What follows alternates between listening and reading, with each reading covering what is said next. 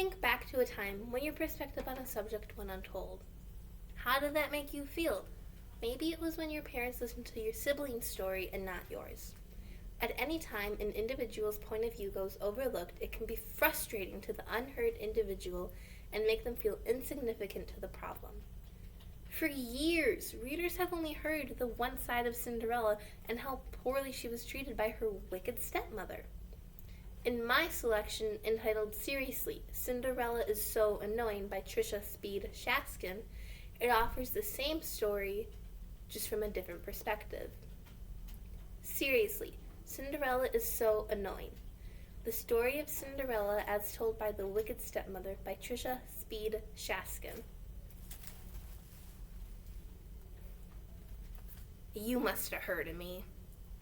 The Wicked Stepmother? Not true. It's just another one of Cinderella's wild stories, but not as wild as the one about a pumpkin and the fairy godmother.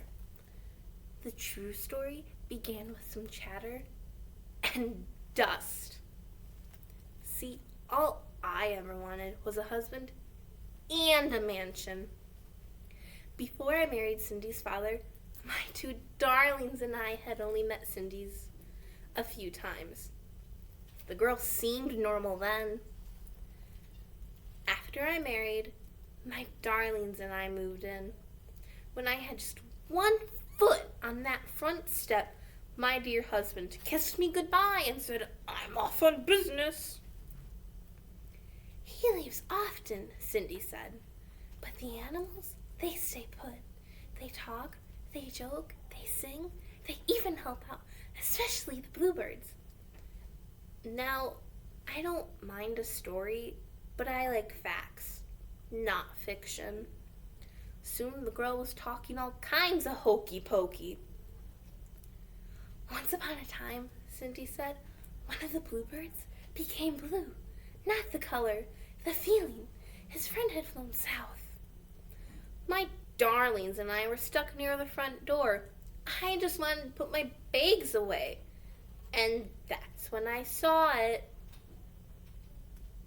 Dust." "Dear," I asked, "is this whole house this dusty?" "I don't know," Cindy said. "I'll give you a tour." In the dining room, Cindy told stories. In the study, Cindy told stories. Non-stop. "Girls," I said, "time to get to work. This place needs a good cleaning." "Once upon a time, when I was cleaning," Cindy started. Oh boy. Cindy mopped the floor, but she finished so fast. My darlings had barely started. "Did you know that robins and sparrows are my friends?" she said. "But the sparrows don't like the robins. Oh, silly creatures. Once upon a time, one of the robins..." "Cindy, dear," I said, "why don't you go wash the clothes now,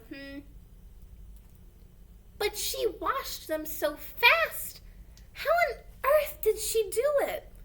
I just had to find another chore to keep her busy. If there's one thing squirrels and rats love, it's washing clothes, Cindy said. The rats, though, would rather iron. You know, one day Squirrels and rats doing laundry? Quit telling such foolish stories, I said. Time passed, but nothing changed. In the garden, Cindy told stories. In the study, kitchen, Cindy told stories. At dinner, I couldn't hear myself think. Dear, please, I said, just stop talking. But Cindy didn't stop. One day, a letter arrived. It was an invitation to the king's ball.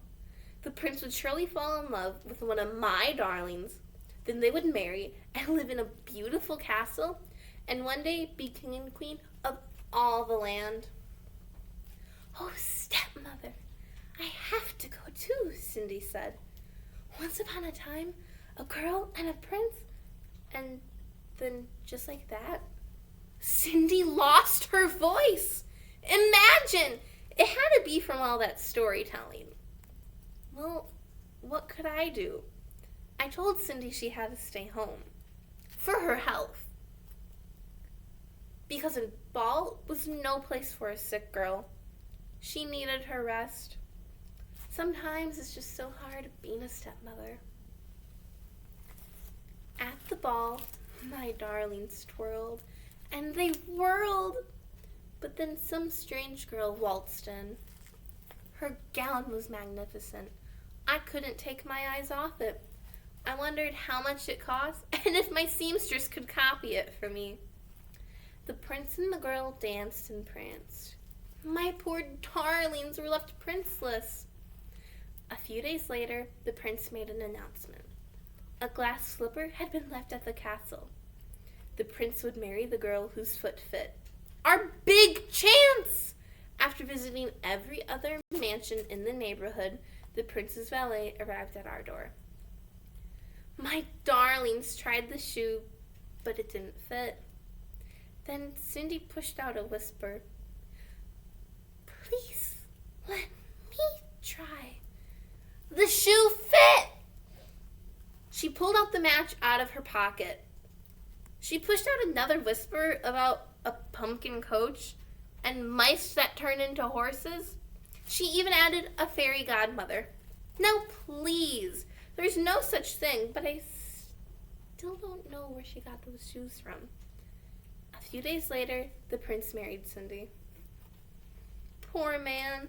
He had no idea what he was getting himself into. But we